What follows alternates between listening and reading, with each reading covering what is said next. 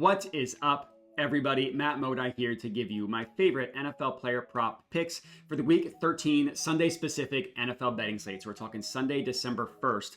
I'm going to have 3 NFL player props for you guys to lock in, and we're actually going to ladder all 3 of them as well. So I figured if we're going to have 3 plays, we might as well be climbing 3 ladders as well. So for those of you that want to do exactly what I'm doing, I'm giving you how I am playing these. For those of you that are a little bit safer, you can just take the main lines, and if those cash, then we all cash together as well. Before we get into it, just want to do a quick recap of how things are going. Week 12, I'm recording this, we have Thursday games, we have Friday games. I'm just going to recap Week 13 once the week is over.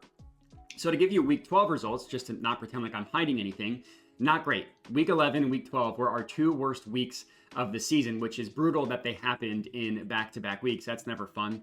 But on the entire season, things are still looking up. We're up over 19 units on the year, and we're up over 17% ROI on the year as well. So 2 bad weeks in a row obviously doesn't wipe out our entire profits.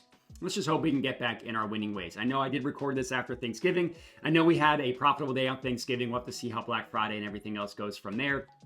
But very confident in what we're doing. And let's just get into these plays. So the first one that we're locking in, our first ladder play of the day, a Nico Collins receiving yards ladder. We're taking, this is in the Texans-Jaguars game, I should say. We're taking Nico 90 plus receiving yards, plus 110 odds at FanDuel. And we're taking Nico 110 plus receiving yards, plus 130 odds, plus 230 odds at FanDuel. And that is a half unit on that one. So 1 unit on 90 plus, half unit on 110 plus. Yes, this is the 3rd straight week that we are betting on Nico Collins, but it's just such a good matchup against a horrible Jaguars passing defense. And this is a matchup that he has crushed in the past as well. Now, last week, admittedly felt gross when you were watching it. It felt like Nico was open and CJ Stroud missed him. It felt like, Nico finally was able to break a long touchdown, and that play ended up getting called back. But if you just take a step back and you just look at the game itself, he ended the game with 92 receiving yards, cashing this play out for us. Now, we ended up taking him to 100, which he did not cash, but he would have cashed the mainline ladder of the 90 plus. And his snap rate was up as well, which is important. He missed about a little over a month with a hammy injury. First game back, played 47% of the snaps. This past week was his second game back. He played 79% of the snaps. So we're seeing those snap rate go up. Last game, he had 9 targets as well, only 5 receptions, to kind of speak to you about how just off CJ Stroud looked. So there is some room for positive regression there because he's not like a George Pickens who's going to have a lower catch rate. He does have deep targets. He has ones close to the line of scrimmage as well. And let's not forget who Nico is and what he has done this season. He leads the NFL in receiving yards per game. And to go deeper than that, all his advanced metrics look good. He's 2nd in the NFL in yards per route run, 4th in the NFL in yards per target. And taking out the game in which he actually got injured and only played 13% of the snaps, he's gone 90 plus in 4 of 5 games, and he's gone 100 plus in 3 of 5 games. One of those games was this exact matchup against the Jags earlier this year when he absolutely blew up for over 150 yards. Just an insane game from Nico Collins. And speaking of the Jacksonville Jaguars, excellent matchup against a horrible Jags passing defense. According to DVOA, they have the worst passing defense in the entire NFL. Just last week, they allowed both Amon-Ra St. Brown and Jameson Williams to go over 100 receiving yards. And the biggest issue with the Jags is they play man coverage at either the highest or the 2nd highest rate, depending what time frame you look at. Like on the entire season, they're the highest. A shorter time frame, they're the 2nd highest behind the Lions. Either way, they play man at a high rate, and they're terrible. They play man coverage, but they're not good at it. And Nico Collins annihilates man coverage. He literally has the best yards per route run in the entire NFL against man coverage, and the 4th best separation score as well, all that per fantasy points. The Jags also have the 2nd lowest pressure rate in the NFL, and the Texans quarterback, CJ Stroud, he's much, much better. I mean, most quarterbacks are, but it's night and day for CJ Stroud versus when he is and when he's not pressured. A lot of reasons to believe that Nico is going off in this game. Let's hope he does, cashing out the 110 plus receiving yards to cash out the full ladder climb. Next up, Steelers versus Bengals game. George Pickens ladder, 80 plus and 100 plus receiving yards. 1 unit on 80 plus, plus 110 odds at bet 365. A half unit on 100 plus, plus 225 odds, also at bet 365. I really like this one as a nice buy low spot for George Pickens. He's been very good overall this season. He's been very good specifically since Russell Wilson took over. But he had a quiet game last week, so we're in a little bit of a buy low opportunity here. For those of you that remember, last week's game was during the blizzard against the Browns. That was not a conducive game for passing. And if you just look at all 5 games that Russell Wilson has started, even including the blizzard from last week, he's hit 80 plus in 3 of the 5 games and 100 plus in 1 of those 5. More importantly, he's averaging 8 targets per game. Now, 8 targets might not seem like a lot for someone we're asking to get 100 receiving yards, but he gets such deep targets that, the targets that he does get are very valuable targets for it from a yards perspective.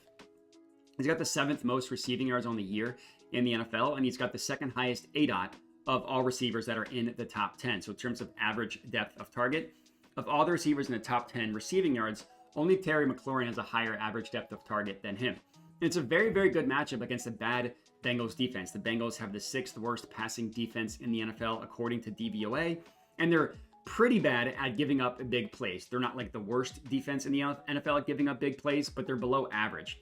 Since week 3, they've allowed the 6th most passing yards per game and the 9th highest average depth of target allowed, the 9th highest deep throw rate, and the 8th highest big play pass rate.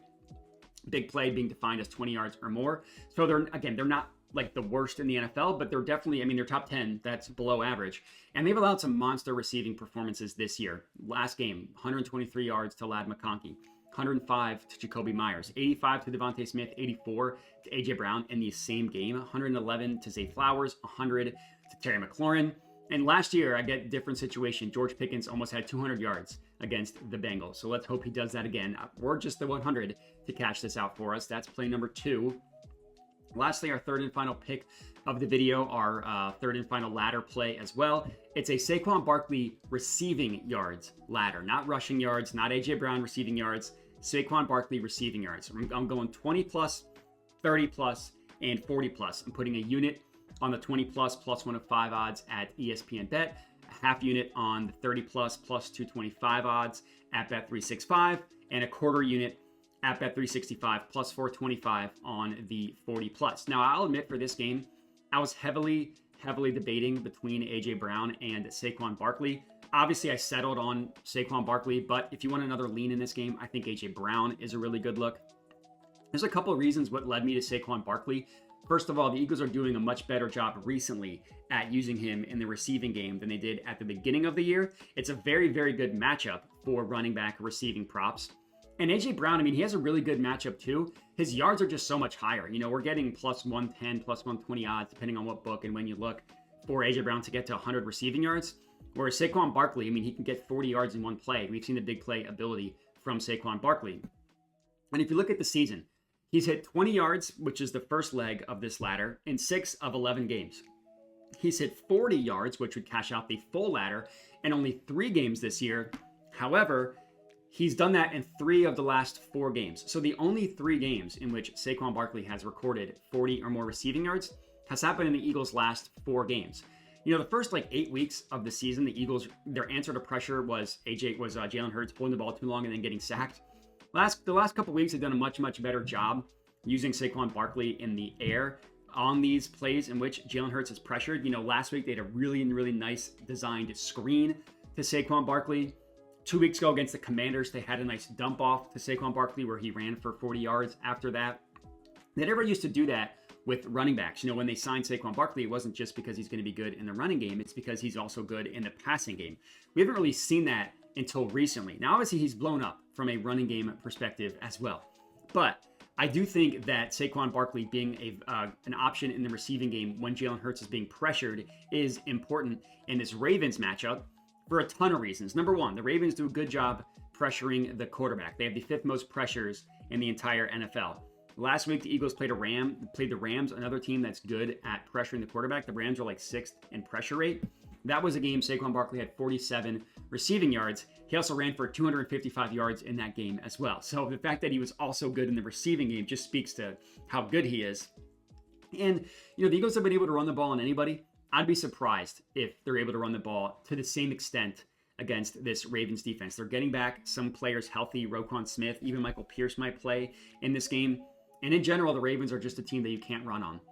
So I'm guessing that the Eagles, again, are not going to have as much success on the ground game. Not nearly as much success as we've seen them have this year. The Ravens are allowing the second fewest rushing yards per game, the lowest rushing yards per carry in the NFL. And to go even further than that, two stats that I like to look at, they're allowing the lowest yards after contact per attempt and the 5th lowest adjusted rushing yards before contact per attempt. So they're not allowing anybody to get that far before being contacted. And they're also very good at tackling once the running back is contacted. Those two stats, one being number 1, the other one being top 5, it's crazy when you put them together. So yeah, I don't think this is going to be a game where Saquon runs for 255 yards. I do think he's going to have a good game through the air. So you put all that together, right? The Ravens pressure the quarterback a lot. The Ravens don't give up any rushing yards.